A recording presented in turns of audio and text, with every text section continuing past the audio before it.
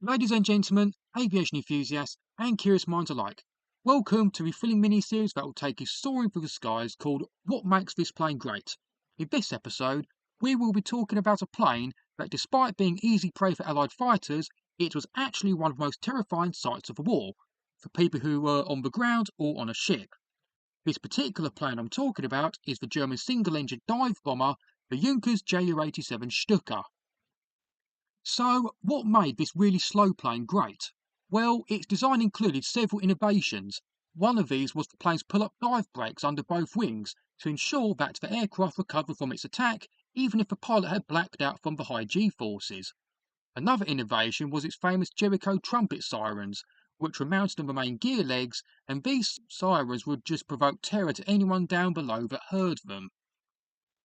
One great thing about the Ju-87 was that it was very successful early in the war, earning a deadly reputation due to its precision strike abilities as a dive bomber compared to less accurate level flying bombing.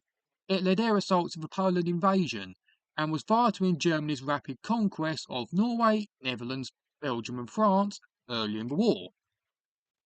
Another great thing about the Stuka was not only was it deadly against ground targets and all the theatres of the war it fought in, it was also deadly in the anti-shipping role in all the theatres of the war it fought in.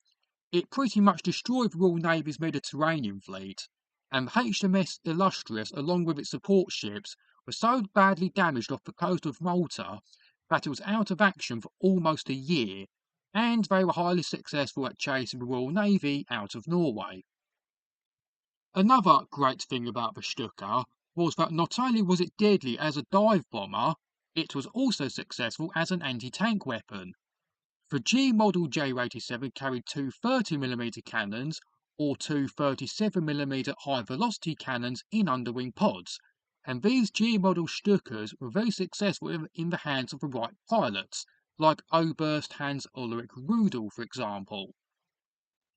Other roles that the Stukas were used for were night harassment missions, as some of the older war-weary Stukas would be used as glider tugs. The last great thing I'll say about the Stuka was that they were used throughout the war, despite the F-model Focke-Wulf FW-190 replacing it for the majority of day missions. So overall, the Stuka was great at what it was built for, which was destroying targets on the ground or at sea with precision, but not great when it came to defending itself against faster and more agile Allied fighters. And that's it for this thrilling journey through the skies. If you haven't already, make sure to subscribe to this channel and hit that notification bell so you can stay up to date with my aviation content, etc. Check out the two videos at the end, or my CD reviews, or even the playlist I've created. Cheers.